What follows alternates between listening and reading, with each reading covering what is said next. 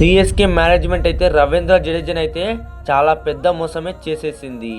13 సంవత్సరాలుగా జడేజా అయితే నమ్మకంతో ఆడుతున్నాడు సిఎస్కే టీంకి. డిస్ట్రక్టివ్ బ్యాటింగ్ అయితే చేసేవాడు ప్రతి మ్యాచ్లో.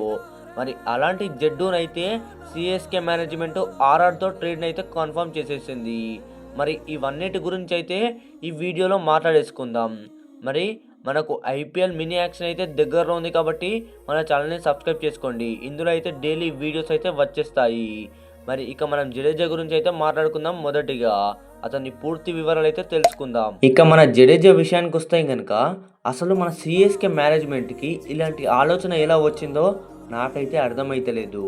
మన సిఎస్కే టీంకి 13 సంవత్సరాలుగా జడేజా అయితే చాలా నమ్మకంతో ఆడుతున్నాడు. మరి అలాంటి నమ్మకాన్ని అయితే చాలా పెద్ద మోసమే చేసింది సిఎస్కే మేనేజ్మెంటు.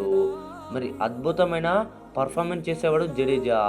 2023లో 2 బాల్స్లో 10 పరుగులు ఉన్నాయంటే ఫైనల్ మ్యాచ్లో మన జడేజా మోహిత్ శర్మ బౌలింగ్లో కొట్టేసి పడేసి మ్యాచ్ని అయితే గెలిపించాడు. ధోని కూడా కప్పునెత్తాడు. అదంతా మనం చూసాం భయ్యా. జడ్డు వల్లే ఆ టైటిల్ అయితే మనకు వచ్చింది 2023లో. మరి అలాంటి విధ్వంసం చేసే జడేజాని అయితే సిఎస్కే వాళ్ళు రాజస్థాన్ రాయల్స్తో ట్రేడ్ని అయితే కన్ఫర్మ్ చేసుకున్నారు. బట్ ఎందుకో నాకు అర్థం అవ్వట్లేదు జడేజాని అసలు ఎందుకు ట్రేడ్ చేస్తున్నారు. మరి ఆర్ఆర్ వాళ్ళు కూడా బిగ్ డిమాండే చేశారు. మాకు శాంసన్ని తీసుకుంటే కనుక మాకు జడ్డూనన్నా డెవిల్ బ్రేవ్స్నన్నా ఇవ్వండి అంటూ బిగ్ డిమాండ్ చేశారు భయ్యా. మరి సిఎస్కే వాళ్ళైతే సంజు శాంసన్ని ఎప్పుడు రిలీజ్ చేస్తుందా, ఎప్పుడు ట్రేడ్కి కన్ఫర్మ్ చేస్తుందా అని చాలా ఎదురే చూశారు. బట్ సంజు శాంసన్ కోసం అయితే జడ్డూని వదులుకోవడం చాలా పెద్ద తప్పు. మన జడేజా బదులు డేవిడ్ బ్రేవ్స్ని అయితే ట్రేడ్ చేసుకోవచ్చు కదా సిఎస్కే మేనేజ్మెంట్ అని మీలో చాలా మందికి డౌట్ ఉంటుంది. మన జడేజా అయితే ఇప్పటికీ చాలా సీనియర్ ప్లేయర్. మన డేవిడ్ బ్రేవ్స్ విషయానికి వస్తే కనుక చాలా యంగ్ స్టార్ ఆటగాడు. కాబట్టి సిఎస్కే మేనేజ్మెంట్ అయితే అందుకే మన జడేజాని ట్రేడ్ చేసుకుంటుంది. మరి జడ్డుపై మీ ఒపీనియన్ ఏందో కింద కామెంట్ చేయండి భయ్యా. మన జడేజా అయితే ఐపీఎల్ 2025లో 14 మ్యాచ్లు ఆడి 301 పరుగులు అయితే చేశాడు. మిడిల్ ఆర్డర్లో విధ్వంసకరమైన బ్యాటింగ్ అయితే చేశాడు భయ్యా. మరి హైయెస్ట్ స్కోర్ ఏమో 77 పరుగులు చేశాడు. ఇక బౌలింగ్ విషయానికి వస్తే కనుక అదే 14 మ్యాచ్లలో 227 బాల్స్ వేసి 324 పరుగులు ఇచ్చి 10 వికెట్లు తీసుకొని చాలా అద్భుతమైన పర్ఫార్మెన్స్ అయితే చూపెట్టాడు 2025లో. ఫస్ట్లో ఫెయిల్ అయిపోయాడు కానీ లాస్ట్లో అయితే అద్భుతమైన పర్ఫార్మెన్స్ చూపెట్టాడు మిడిల్ ఆర్డర్లో. మరి జడేజా అయితే ఎలా ట్రేడ్ చేసుకుంటుందో నాకైతే అర్థమైతే లేదు సిఎస్కే మేనేజ్మెంటు. మరి ఇదైతే మన ధోని గారు కూడా ఊహించి ఉండడు భయ్యా. మరి ధోని కోసం అయితే మన జడేజా ఏమైనా చేస్తుండే. 2023లో అతని కోసమే 2 బంతులు 10 పరుగులు కొట్టయితే టైటిల్ని గెలిపించాడు. మరి జడ్డుపై మీ ఒపీనియన్ ఏందో కింద కామెంట్ చేయండి. ట్రేడ్ చేస్తేనే బాగుంటుందా లేదంటే సిఎస్కే టీంలోనే ఉంటే బాగుంటుందా కింద కామెంట్ చేసి చెప్పండి. ఇక మన సంజు శాంసన్ విషయానికి వస్తే కనుక ఆర్ఆర్ మేనేజ్మెంట్ అయితే సంజుని వదులుకోవాలని అనుకోవట్లేదు. బట్ మన సంజు శాంసనే నన్ను ట్రేడ్ అనేది చేసుకోండి లేదంటే రిలీజ్ అనేది చేసేయండి యాక్షన్లోకి అని బలవంతం పెడుతున్నాడు సంజు శాంసన్. కాబట్టి అందుకే మన సిఎస్కే టీంతో ట్రేడ్ చేస్తుంది. బిగ్ డిమాండ్ చేసింది భయ్యా. మాకు జడ్డూనన్నా ఇవ్వండి లేదంటే డెవిల్ బ్రేవ్స్నన్నా ఇవ్వండి అంటూ బిగ్ డిమాండ్ చేసింది ఆర్ఆర్ టీం. మరి సంజు శాంసన్ కూడా అద్భుతమైన పర్ఫార్మెన్స్ చేస్తాడు. మిడిల్ ఆర్డర్లో విధ్వంసం చేయగల బ్యాట్స్మెన్ మన సంజు శాంసన్. మరి కానీ 2025 ఐపీఎల్లో చాలా తక్కువ మ్యాచెస్ ఆడాడు. మళ్ళీ క్యాప్టెన్సీ కూడా ఇవ్వలేదు ఎందుకు మన ఆర్ఆర్ మేనేజ్మెంట్. సంజు శాంసన్ అయితే 2025 ఐపీఎల్లో ఆర్ఆర్ టీం తరఫున మొత్తం 9 మ్యాచ్లు ఆడి 285 పరుగులు అయితే చేశాడు. హైయెస్ట్ స్కోర్ ఏమో 66 పరుగులు చేశాడు భయ్యా. మరి సంజు శాంసన్ అయితే మామూలుగానే అద్భుతంగా పర్ఫార్మెన్స్ చేశాడు. బట్ మన సంజు శాంసన్కి అయితే మన ఆర్ఆర్ మేనేజ్మెంట్తో ఏదో ఇష్యూ అయితే ఉంది.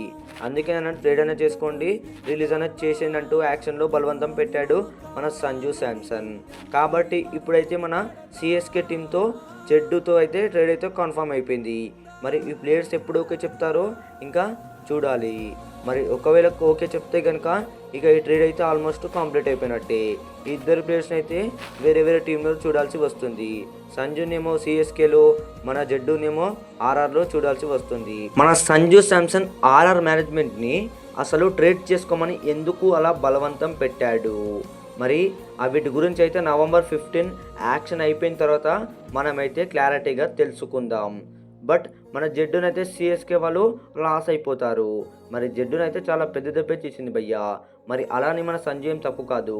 మిడిల్ ఆర్డర్లో డిస్ట్రక్టివ్ బ్యాటింగ్ అయితే చేయగలడు సంజు శాంసన్.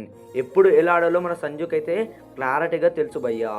మరి ఆర్ఆర్లో కావాలనే పర్ఫార్మెన్స్ కూడా చేయలేడంట. ఆ న్యూసెస్ కూడా బయటికి వచ్చాయి.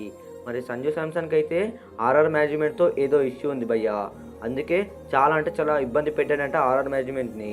నన్ను రిలీజ్ అయినా చేయండి, ట్రేడ్ అయినా చేసుకోండి అని. మరి ఆల్మోస్ట్ ఈ ట్రేడ్ కూడా కన్ఫర్మ్ అయిపోయింది సంజు శాంసన్ అనుకున్నట్టే.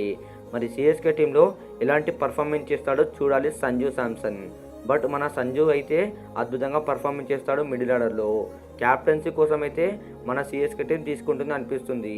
మరి 2027కి మన ధోని రిటైర్ ఇస్తాడా లేదా, అవి అందుకే అయితే మన సంజుని తీసుకున్నట్టయితే అనిపిస్తుంది భయ్యా.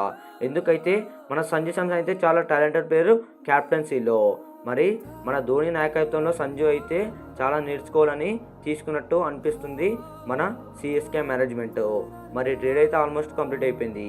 కాకపోతే జడ్డును అయితే చాలా పెద్ద దెబ్బ తీసింది భయ్యా. మరి ఆర్ఆర్లోకి అయితే మన జడేజా వెళ్ళబోతున్నాడు. సిఎస్కే టీంలోకి ఏమో సంజు శాంసన్ అయితే వెళ్ళబోతున్నారు. మరి సంజు శాంసన్ అయితే ధోని నాయకత్వంలో ఆడబోతున్నాడు. మరి మన జడేజాని అయితే క్యాప్టెన్సీ చేస్తారా ఆర్ఆర్ టీంకి, లేదంటే ఒక ప్లేయర్గానే ఆడిపిస్తారా, ఇక కొన్ని రోజులలో అనౌన్స్ చేస్తుంది మన ఆర్ఆర్ మేనేజ్మెంట్. మరి ట్రేడ్ కూడా కంప్లీట్ అయిపోయింది కాబట్టి మనమైతే ఇంకో వీడియోతో కలుద్దాం భయ్యా. మరి జడ్డునైతే మనం చాలా సిఎస్కే టీం అయితే లాస్ అయిపోతుంది. కాకపోతే మన జడేజా సిఎస్కే టీంకి చేసిన విధ్వంసం మనం ఎప్పటికీ మర్చిపోవద్దు. ఇక బాయ్ బాయ్ జడ్డు.